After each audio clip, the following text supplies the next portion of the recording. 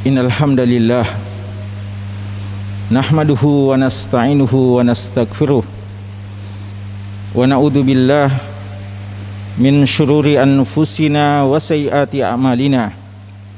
May yahdihillahu fala mudhillalah wa may yudlil fala hadiyalah. Wa asyhadu an la ilaha illallah wahdahu la syarikalah. Wa asyhadu anna Muhammadan abduhu wa rasuluh. Ya ayyuhalladzina amanu taqullaha haqqa tuqatih wa la tamutunna illa wa antum muslimun. Amma ba'du fa inna asdaqal hadisi kitabullah wa khairal hadi hadi Muhammadin sallallahu alaihi wa ala alihi wasallam wa syarrul umur muhdatsatuha fa inna kulla muhdatsatin bid'ah wa kulla bid'atin dhalalah wa kulla dhalalatin finnar. Ayuhan nas rahimakumullah, jamaah Jumat yang dimuliakan oleh Allah Subhanahu wa taala. Kita berada di hari yang mulia, hari raya umat Islam setiap pekannya, hari Jumat. Jumat kita hari ini adalah Jumat yang ke-9, Jumat yang kedua dan hari yang ke-9 di bulan Muharram 1442 Hijriah. Hadirin sekalian, besok hari insya-Allah tanggal 10 Muharram dikenal sebagai hari Asyura. Dan hari Asyura adalah salah satu hari yang mulia, hari yang diagungkan oleh Nabi kita sallallahu alaihi wasallam. Dalam hadis yang diriwayatkan oleh Imam Bukhari dan Muslim dari sahabat yang mulia Abdullah bin Abbas radhiyallahu taala anhuma, Nabi kita Muhammad sallallahu alaihi wasallam datang ke kota Madinah. Lalu beliau melihat orang pada berpuasa, kaum Yahudi pada berpuasa. Lalu beliau bertanya, apa gerangan yang menyebabkan kalian berpuasa? Lalu dijawab, hada yaumun salih, ini adalah hari yang baik. Yaumun najallahu bani Israel ala aduwihim, hari di mana Allah Subhanahu wa taala menyelamatkan kaum Bani Israel dari kejaran musuh-musuhnya, yaitu Fir'aun dan pengikutnya. Fasamahu Musa, maka Nabi Musa alaihissalam mencontohkan berpuasa. Lalu Nabi kita sallallahu alaihi wasallam mengatakan, ana ahaqqu bi Musa minkum, kalau begitu saya lebih berhak terhadap Nabi Musa dibandingkan kalian. Dan fa shamahu wa amara bisiyamih, sejak itu Nabi Muhammad sallallahu alaihi wasallam berpuasa pada hari Asyura, dan beliau memerintahkan para sahabatnya juga untuk berpuasa. Hadirin sekalian, ada beberapa pelajaran penting yang bisa kita petik dari hadis yang mulia ini. Di antaranya adalah kemuliaan hari Asyura. Kemuliaan hari Asyura yaitu hari di mana Allah Subhanahu wa taala menangkan Nabi Musa dan pengikutnya terhadap Fir'aun dan pasukannya. Dia adalah hari kemenangan. Karena itu Nabi Musa mensyukuri nikmat kemenangan yang Allah berikan kepadanya, dan beliau berpuasa. Maka faedah yang kedua yang bisa kita ambil dari hadis ini juga adalah kesyukuran yang hakiki adalah ketika kita beribadah kepada Allah Subhanahu wa taala. Ketika datang satu nikmat, maka seharusnya kita bersyukur kepada Allah Subhanahu wa taala.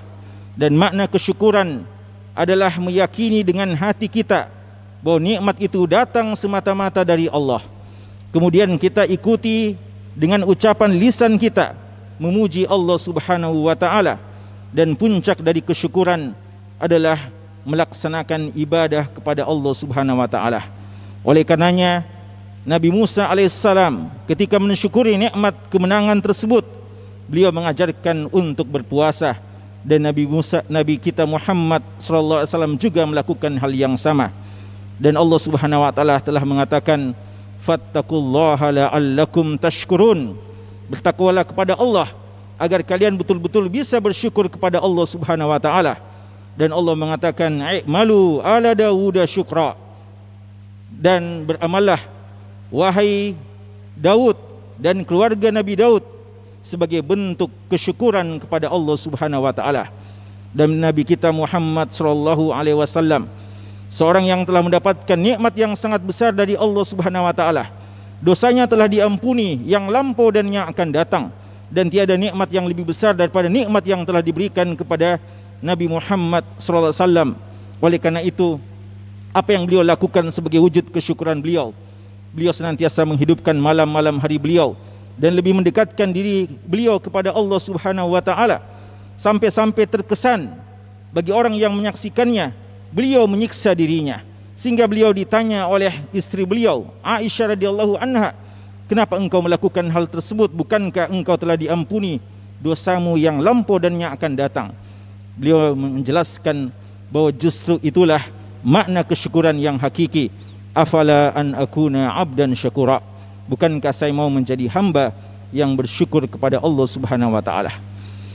Kemudian jamaah sekalian, di antara pelajaran yang penting dari hadis ini bahwa kemenangan dari Allah Subhanahu wa taala kepada hamba-hambanya itu melalui perjuangan dan kesabaran yang panjang. Nabi Musa alaihissalam telah diuji oleh Allah Subhanahu wa taala dengan seorang Fir'aun. Nabi Musa alaihissalam adalah salah seorang nabi yang sangat mulia, termasuk di antara ulul azmi, dan punya hubungan yang dekat dengan Nabi Muhammad sallallahu alaihi wasallam. Karena pada hakikatnya nabi-nabi adalah saudara sebapa dan beda ibu, dan maksudnya adalah risalah tauhid mereka sama, mengajak kepada penyembahan hanya kepada Allah, walaupun syariat mereka berbeda-beda. Dan Nabi kita Muhammad sallallahu alaihi wasallam mengisyaratkan tentang keutamaan Nabi Musa alaihi salam, dan Allah Subhanahu wa taala telah mengisyaratkan juga kepada kita kemuliaan seorang Musa alaihi salam. Jika kita membaca Al-Quran, maka kita akan mendapati di antara manusia yang paling banyak namanya dalam Al-Quran adalah Nabi Musa alaihi salam. Ulama kita mengatakan tidak kurang dari 136 kali nama Nabi Musa disebutkan dalam Al-Quran. Dan dari seluruh nabi-nabi yang ada, kisah beliaulah yang paling banyak disebutkan. Untuk kita mengambil banyak pelajaran dari kisah beliau. Dan di antara pelajaran yang penting, sebagaimana yang kita sebutkan, perlunya kesabaran dalam perjuangan ini. Beliau Nabi Musa alaihissalam disebutkan oleh ahli sejarah dan dalam asar-asar yang disebutkan para ahli tafsir kita, beliau hidup di dunia ini selama 120 tahun. 40 tahun beliau di Mesir, 40 tahun beliau di Madian, dan sisanya beliau menghadapi kaumnya, mendakwahkan agama ini kepada kaumnya. Beliau sejak kecil menghadapi seorang pemimpin yang zalim, Fir'aun.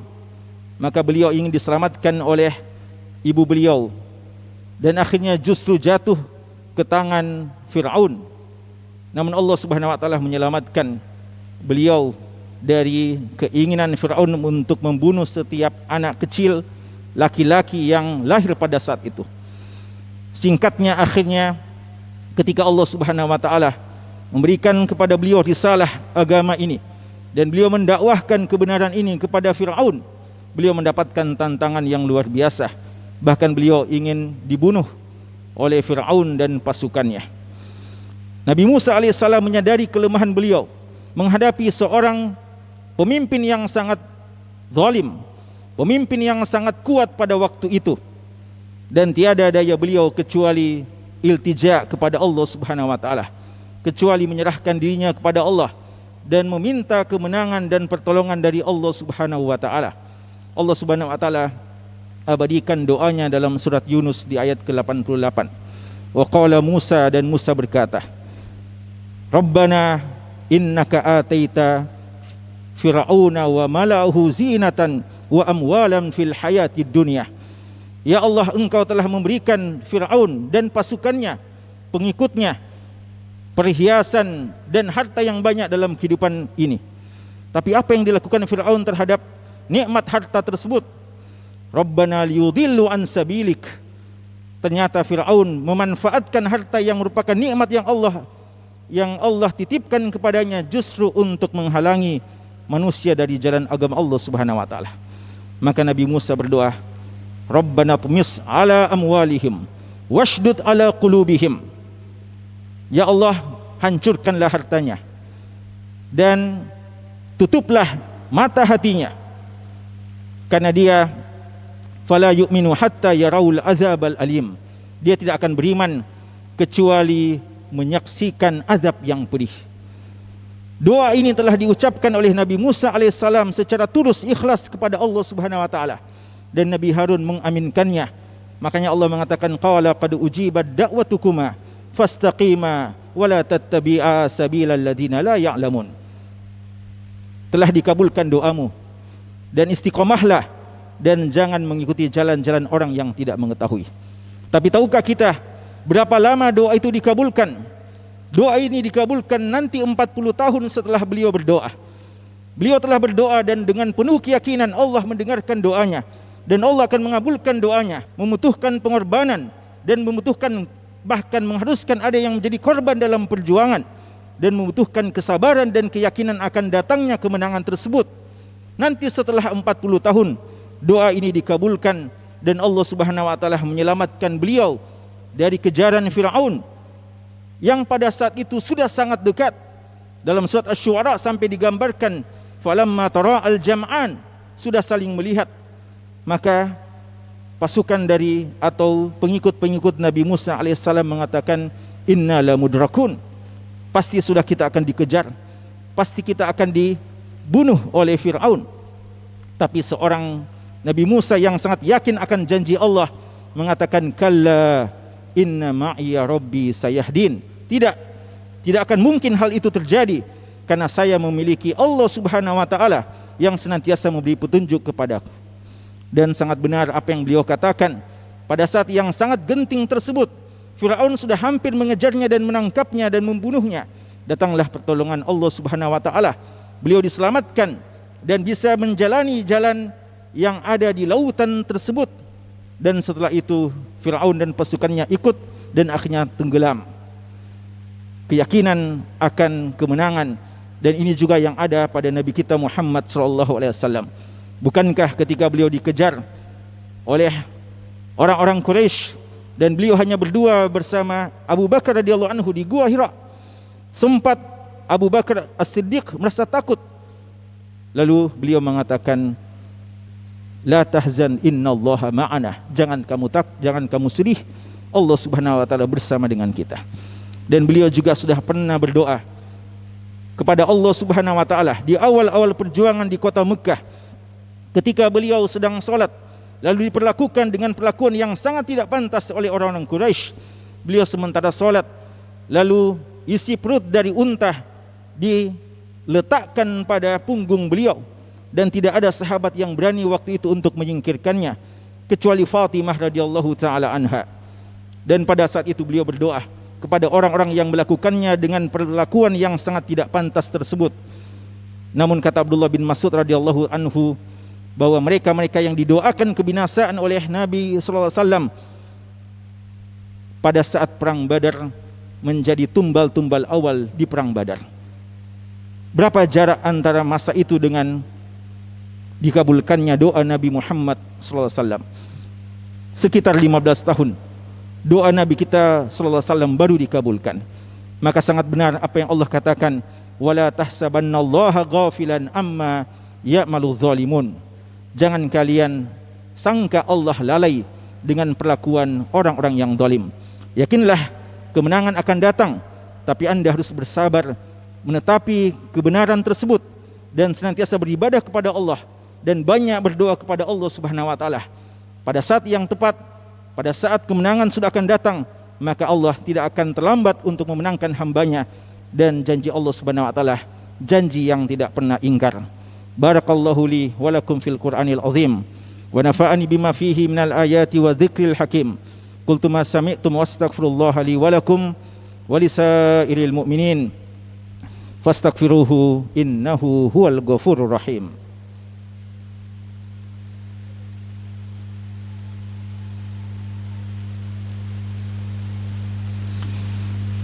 Alhamdulillahi ala ihsanih wa syukru lahu ala taufiqihi wa amtinanih wa asyhadu an la ilaha illallah ta'ziman li sya'nih wa asyhadu anna Muhammadan abduhu rasuluh adda'i ila ridwani sallallahu alaihi wa ala alihi wa sahbihi wa ikhwani.